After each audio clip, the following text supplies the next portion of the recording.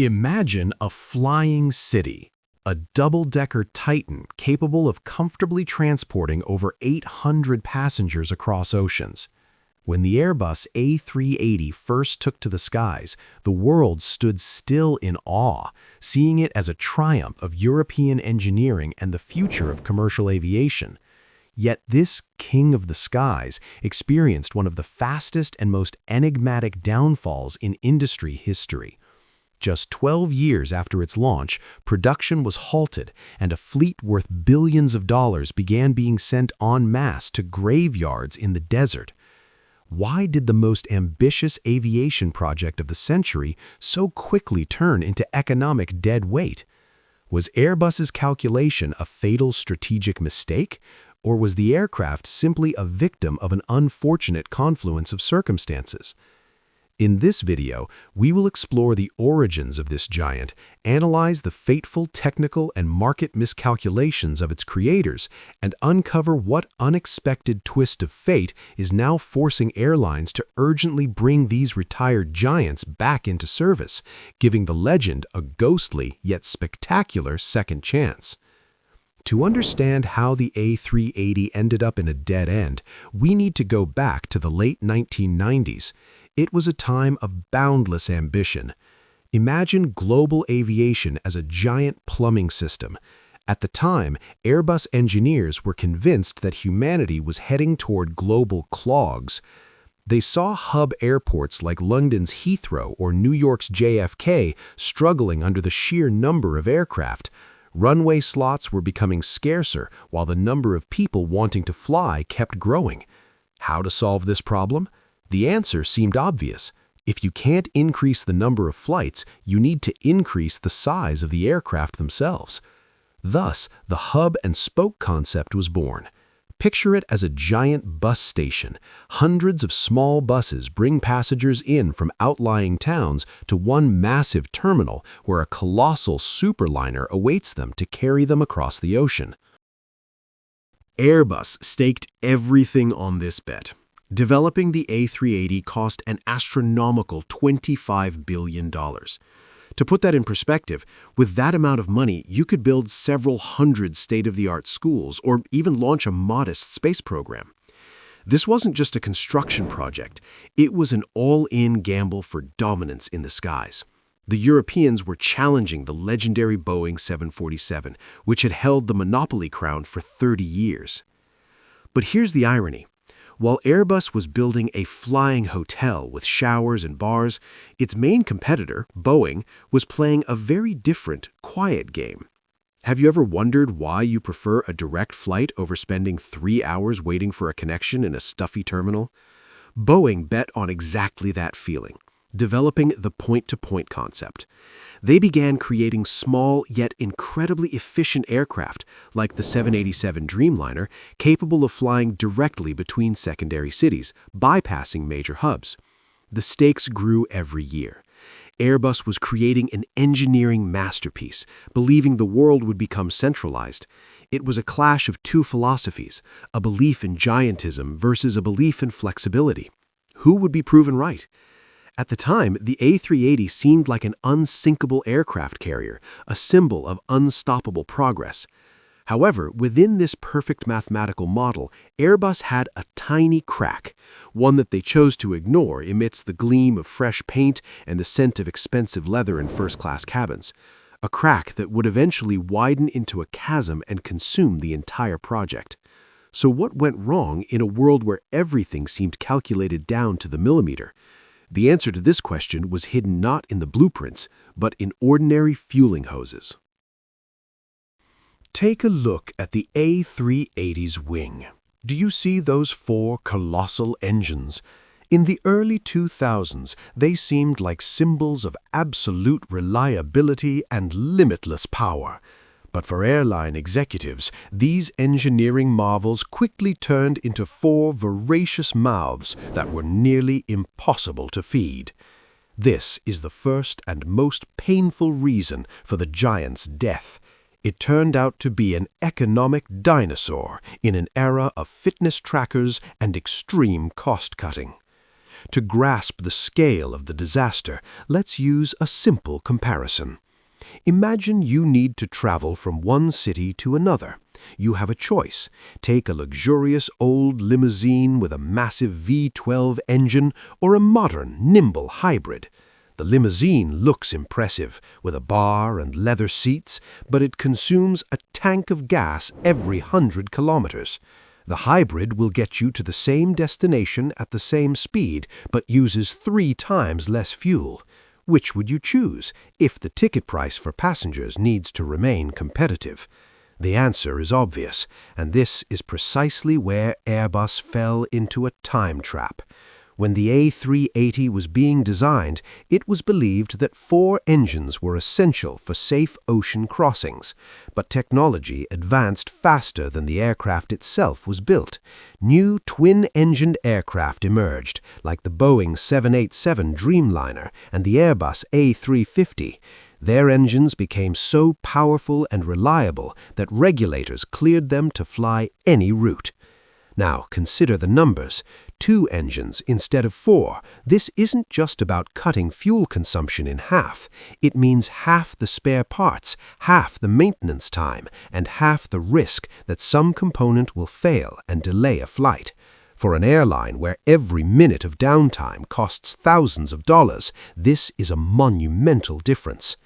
You might ask, but doesn't the A380 carry far more passengers? Doesn't that offset the costs? And here lies the main catch. For this flying hotel to simply break even, you need nearly 500 tickets on every single flight, every day. If you fill the aircraft to 70% capacity, which for a conventional airliner is considered an excellent result, on the A380 you're most likely operating at a loss. You are quite literally burning money in the stratosphere. The stakes rose with every increase in oil prices.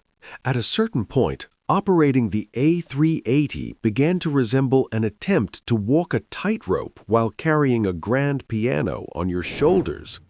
Airlines started to realize they didn't need the biggest aircraft, they needed the most efficient one. But what if I told you that fuel and engines were only the tip of the iceberg? The real nightmare began when this giant tried to touch the ground. After all, building a marvel of engineering is only half the battle. You also need to find a place that will allow it to park, and this is where Airbus encountered an obstacle it couldn't circumvent. Are you ready to find out why the world's airports declared war on the king of the skies?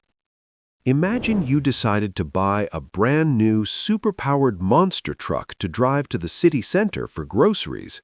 It's taller than everything, more powerful than everything, and looks absolutely stunning. But there's a problem. It doesn't fit through standard parking gates. It blocks 2 lanes of traffic, and to get out of it, you need a special staircase that no store has. This is roughly the situation airlines found themselves in after buying the A380. The second fatal problem of the king of the skies lay in its monstrous, almost comical unwieldiness, not in the air, but within the very structure of the world's airports. You see, aviation isn't just about wings and jet fuel, it's also about concrete, a great deal of very expensive concrete. To accommodate the A380, it wasn't enough for an airport to simply make some space. The aircraft weighs over 500 tons and has a wingspan of 80 meters. This meant that runways had to be widened and reinforced, otherwise the giant could simply crush the asphalt or clip the lighting masts. But that was just the beginning. How do you disembark 500 or 800 people at once without turning the terminal into a disaster zone? Airports had to build unique double-decker gates so passengers could board both decks simultaneously. The cost of such an upgrade for a single airport could easily exceed $100 million. You might ask, isn't that a worthwhile investment? For major hubs like Dubai or London, perhaps. But what about everyone else? From most airports around the world, the A380 became an uninvited guest, one that required rebuilding the entire house. As a result, the giant's flight geography shrank to a handful of megacities. You couldn't just decide to send an A380 to another city if demand on your main route dropped. This aircraft was trapped in its own gilded cage of specially prepared airfields. But there was another invisible enemy that passengers rarely hear about: wake turbulence. Imagine a massive ship leaving powerful whirlpools in its wake. The A380 leaves such strong disturbances in the air that the plane following behind risks being flipped over. Because of this, air traffic controllers had to increase separation intervals between takeoffs. Where 3 ordinary planes used to take off, now only one A380 could, followed by silence. Airports were literally losing capacity in their attempts to serve this one king. The stakes became critical. Airlines found themselves tied to routes they couldn't change and to airports that didn't always want them. A project designed to decongest the skies began creating gridlock on the ground and in the air.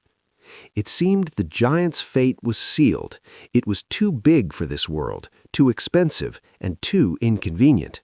Accountants were already signing its death warrant, while engineers gazed sadly at the blueprints. The aviation world was preparing for a final farewell. But in the darkest hour, when many A380s were already being scrapped for parts, something unthinkable happened. An event no one could have predicted turned the game upside down and made the dead man spread his wings once more. Ready to find out which black swan saved the biggest white elephant in history? The death certificate had already been issued. Relatives had gone their separate ways. The coffin had been ordered, and the body was being transported to the morgue. Then suddenly, a sharp, thunderous pulse. That is exactly what happened to the A380, just when the world seemed to have finally given up on it. In 2020, the COVID-19 pandemic became that final death blow for the king of the skies. Airlines, one after another, announced the immediate retirement of the giant. Air France sent its fleet to the scrapyard. Lufthansa stated they would never return, and the world's deserts filled with white elephants slowly gathering dust. It looked like the end of an era. The logic was simple. Why feed a 4-engine monster when there aren't even any sparrows in the sky? But when borders reopened, something unimaginable happened. People locked within 4 walls for years became absolutely desperate to fly again. The demand for air tickets skyrocketed, like a compressed spring finally released. And that's when airlines found themselves in a nightmare bottleneck. Tickets were sold out, airports were clogged, but new aircraft were nowhere to be found. Boeing and Airbus factories were stuck in logistics hell, and long-awaited new models like the Boeing 777X had turned into ghosts, with deliveries pushed back years into the future. The stakes soared to the limit. Every available seat became worth its weight in gold. And then the executives of the airlines, who just the day before had sworn their loyalty to cost efficiency, issued an order that no one could believe: awaken the giants. Mechanics headed out to scorching deserts to remove the covers from those that had already been written off as scrap metal. But why did this very aircraft, which everyone called a historical mistake, become the only solution? And how did a bankrupt airliner suddenly transform into the most profitable machine in the fleet? The answer lies in the numbers, and a paradox that will make you rethink everything you thought you knew about aviation. To understand why this dead giant suddenly rose from the ashes and began generating profits, we need to look into airline financial reports and into the empty assembly halls of manufacturers. This is where the real investigation begins. How did an aircraft that everyone called a mistake become the sole lifeline for the global travel economy? Let's start with a simple question. What do you do when your old gas-guzzling SUV breaks down and the new, fuel-efficient electric car you ordered 3 years ago still hasn't arrived? That's right. You head to the garage, blow the dust off the old monster, and fill it up with a full tank. This is exactly the situation Lufthansa, Emirates, Qantas, and Etihad found themselves in. The main reason behind the A380's resurrection lies in the catastrophic failure of its successors. The A380's primary killer, the brand-new Boeing 777X, was supposed to be cruising the skies as early as 2020, but due to technical issues, bureaucratic delays, and supply chain disruptions, its certification dragged on for years. Imagine, airlines were counting on these new, efficient aircraft, retired their old A380s, and ended up empty-handed. But that's just the tip of the iceberg. There's another issue we call slot math. Picture a hugely popular rock concert. The venue holds only 1,000 people, and no more tickets can be sold. The building isn't made of rubber. Now imagine that at London's Heathrow Airport or New York's JFK Airport, the situation is exactly the same. The number of takeoffs and landings, slots, is strictly limited. The airport physically cannot handle more planes per hour. So how do you make more money if you can't increase the number of flights? There's only one answer. You need to increase the number of seats per flight. When travel demand surged after the pandemic and ticket prices skyrocketed, the accountant's calculations suddenly changed. Previously, the A380 was considered expensive because it was hard to fill up. But now, when people are willing to pay any price just to get on a flight, a 95% load factor has become a reality. Compare it to hauling gold. If you're transporting sand, you need a fuel-efficient truck. But if your cargo is gold, premium-class passengers willing to pay $10,000 per ticket, then you couldn't care less how many gallons of fuel your giant guzzles. The profit from a single A380 flight today is so enormous that it easily outweighs the massive bills for fuel and maintaining 4 engines. On top of that, the world is facing a logistical nightmare. The new engines for the more modern Airbus A320neo or Boeing 737 MAX are breaking down more often than expected, and spare parts have to be waited on for months. But the A380? It's already here. It's built. It's reliable. Its spare parts are sitting in warehouses. In a world where everything new is delayed, the old and proven suddenly becomes invaluable. The stakes in this game are billions of dollars in lost opportunity. Airlines have realized it's better to fly an inefficient giant than not to fly at all, leaving passengers to competitors. But does this mean logic and calculations have won? Not quite, because there's another factor that cannot be measured in liters of fuel or the number of seats. There's something that makes the A380 indispensable in the eyes of those who pay. And this secret ingredient is something Airbus never intended to turn into its main advantage. What is this strange phenomenon that makes people search online specifically for flights on this aircraft? For most of us, flying is simply a necessary evil, a flying minibus where the main goal is to get off as soon as possible. But with the A380, it's different. This brings us to the main factor. Airbus accidentally created not just a means of transport, but the most powerful marketing tool in aviation history. What is the secret behind this magic? It all comes down to physics transformed into comfort. Thanks to its colossal size, the A380 moves through the air with the majestic smoothness of an ocean liner. Where narrow-body aircraft shudder and bounce on every bump of turbulence, this giant doesn't even notice the bumps. Add to that the unusual quietness inside the cabin, and you get the psychological effect of a safe cocoon. Passengers don't feel like they're in a tin can at 30,000 feet. They feel like they're in a cozy living room. Airlines made a classic mistake. They listened to their accountants but forgot to ask their customers. It turns out people are willing to pay extra, change travel dates, and even take an extra connecting flight just to fly on the double-decker wonder. This is called the A380 effect. When Emirates deploys this aircraft on a route, demand soars simply because it's an A380. How can you measure in liters of fuel the delight of a child climbing the wide staircase to the upper deck, or the loyalty of a business traveler who, for the first time in 10 years, actually got a good night's sleep in the sky? The stakes in the aviation business have always been about efficiency, but the A380 proved that emotion is also a currency, and a very expensive one at that.